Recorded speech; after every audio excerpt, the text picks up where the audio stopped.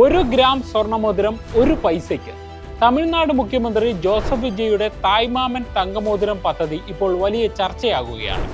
755 കോടി രൂപയുടെ പദ്ധതി നടപ്പിലാക്കാൻ ജോയ് ആലുക്കാസ് എങ്ങനെ ടെൻഡർ നേടി? വിജയുമായുള്ള കമ്പനിയുടെ പഴയ ബന്ധം എന്താണ്? തമിഴ്നാട് സർക്കാർ പറയുന്ന മറുപടി എന്താണ്? ഇതിലെ രാഷ്ട്രീയ ആരോപണം എന്താണ്? പരിശോധിക്കാം.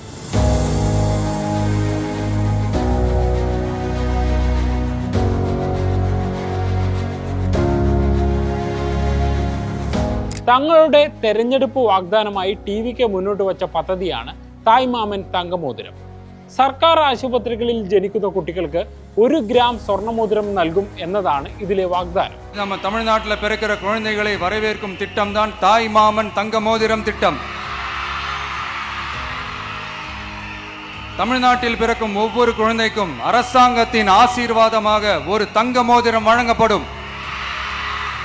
തമിഴ് കുടുംബത്തിൽ ഒരു കുട്ടി പിറന്നാൽ അമ്മയുടെ സഹോദരൻ സ്വർണം സമ്മാനമായി നൽകുന്ന തായ്മാമൻ സീർ എന്ന ആശയത്തെ അടിസ്ഥാനമാക്കിയാണ് ഈ പദ്ധതി രൂപീകരിച്ചത്. സർക്കാർ ആശുപത്രികളിൽ പ്രസവം പ്രോത്സാഹിപ്പിക്കുക, സർക്കാർ ആരോഗ്യ സംവിധാനത്തിൽ വിശ്വാസം വർദ്ധിപ്പിക്കുക തുടങ്ങിയ ലക്ഷ്യങ്ങളും വിജയ് സർക്കാർ ഈ പദ്ധതിയിലൂടെ ലക്ഷ്യമിടുന്നു.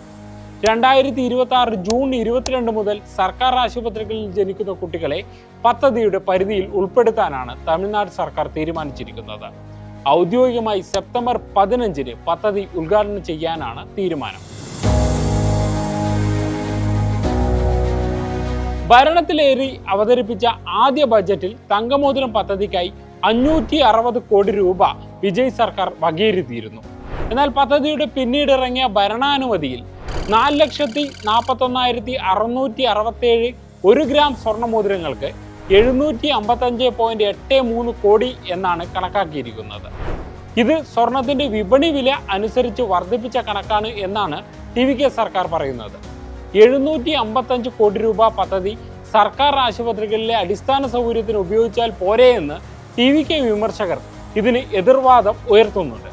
എന്നാൽ സർക്കാർ ആശുപത്രികളിൽ പ്രസവത്തിനെത്തുന്നത് അതിസാധാരണക്കാരാണെന്നും അവർക്ക് സ്വന്തം കുഞ്ഞിനൊപ്പം ഒരു സമ്പാദ്യം ലഭ്യമാക്കുക എന്നതാണ് പദ്ധതിയുടെ ഒരു ലക്ഷ്യമെന്നുമാണ് ടിവികെ പറയുന്നത്.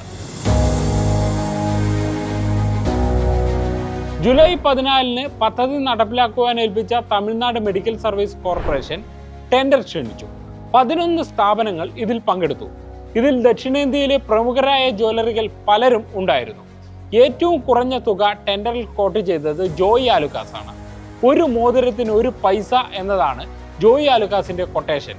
ശരവണ സ്റ്റോഴ്സ് പോലുള്ള തമിഴകത്തെ വൻ കച്ചവട സ്ഥാപനങ്ങൾ 15,000 രൂപ വരെ കോട്ട് ചെയ്ത സ്ഥലത്താണ് ഇത്.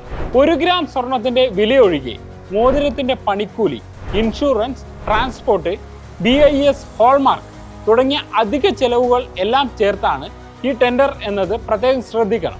1 ഗ്രാം സ്വർണ്ണമോതിരം 1 പൈസയ്ക്കോ സംതിങ് ഫിഷി എന്നതാണ് ആദ്യം തോന്നുക. സോഷ്യൽ മീഡിയയിൽ സംശയമായി ആദ്യം ഉയർന്നതും ഇത് തന്നെയാണ്. എന്നാൽ ഇത് ശരിയല്ല എന്നാണ് ടിവികെ സർക്കാർ വ്യക്തമാക്കുന്നത്. അതായത് സ്വർണം തമിഴ്നാട് മെഡിക്കൽ സർവീസ് കോർപ്പറേഷൻ ഒരു വ്യക്തമായ വിലയ്ക്ക് വാങ്ങും. അത് നിർമ്മിച്ച് വിതരണം ചെയ്യേണ്ട ചുമതലയാണ് ജ്വല്ലറികൾക്ക്.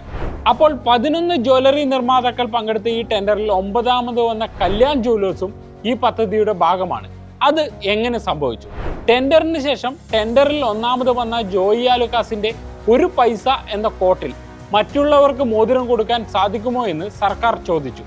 ഇതിൽ കല്യാൺ ജ്വല്ലേഴ്സ് യെസ് പറഞ്ഞതോടെ അവരും ഈ പദ്ധതിയുടെ ഭാഗമായി.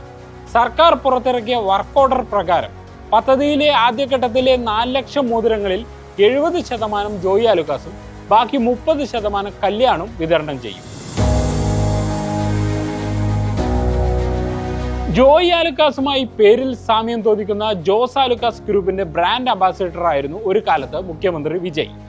അത് ചൂണ്ടിക്കാട്ടി ADMK അടക്കം പ്രതിപക്ഷ കക്ഷികൾ ഈ കരാറിൽ വിമർശനം ഉന്നയിക്കുന്നുണ്ട്.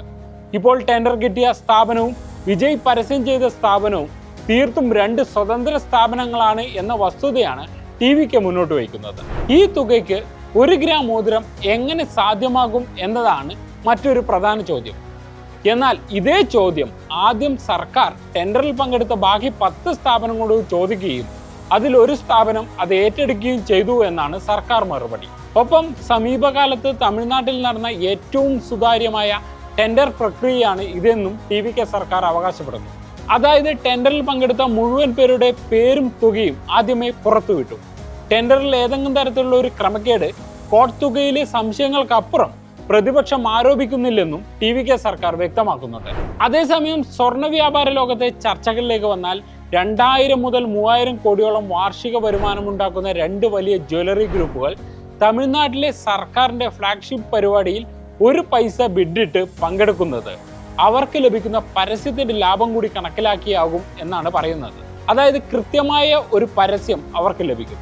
ഒരു കുടുംബത്തിൽ പുതുതായി ഒരു കുഞ്ഞ് ജനിക്കുമ്പോൾ അതിനൊപ്പം ആ കുടുംബത്തിലേക്ക് ഒരു ആക്സസ് കൂടിയാണ് ഈ സ്വർണ്ണ മോതിരത്തിലൂടെ ഈ സ്വർണ്ണ നിർമ്മാതാക്കൾക്ക് ലഭിക്കുന്നത്.